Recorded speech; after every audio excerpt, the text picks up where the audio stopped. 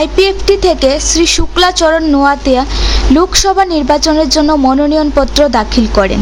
এদিন আইপিএফটি থেকে নিজ দল নিয়ে মনোনয়নপত্র দাখিল করার সময় আইপিএফটি দলের নেতা শ্রী এনসি দেববর্মা হঠাৎ জ্ঞান হারিয়ে ফেলেন। শ্রী এনসি দেববর্মা হঠাৎ করে অসুস্থ হওয়ার দরুন ওনাকে তড়িঘড়ি করে চিকিৎসা কেন্দ্রে নিয়ে যাওয়া হয়। এদিন মনোনয়নপত্র জমা দেওয়ার পর এনটিসিএনের এক সাক্ষাৎকারে আইপিএফটি প্রার্থী শ্রী শুক্লাচরণ নোয়াতিয়া জানান, 2009 থেকে 2019 পর্যন্ত রাজ্যে গণতন্ত্রের জন্য লড়াই করে চলছে আইপিএফটি। শ্রী নোয়াতিয়া জানান, লোকসভা নির্বাচনে লড়াই করে আসছে আইপিএফটি ত্রিপুরাল্যান্ডের জন্য। এই যে আজকে নমিনেশন পারপাস একটু বলুন।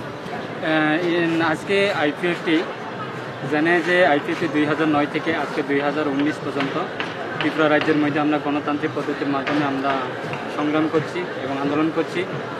সামনে লোকসভা নির্বাচনকে লক্ষ্য রেখে আমরা প্রত্যেকটা নির্বাচনে আমরা লড়াই করি যে আমাদের পৃথক রাজ্য ত্রিপুরাল্যান্ড দাবি নিয়ে। এই 2019-এ আমরা প্রথম এটাই আমরা ইতিহাস করব, পার্লামেন্টে আমরা ত্রিপুরাল্যান্ডের জন্য আমরা নিয়ে আমরা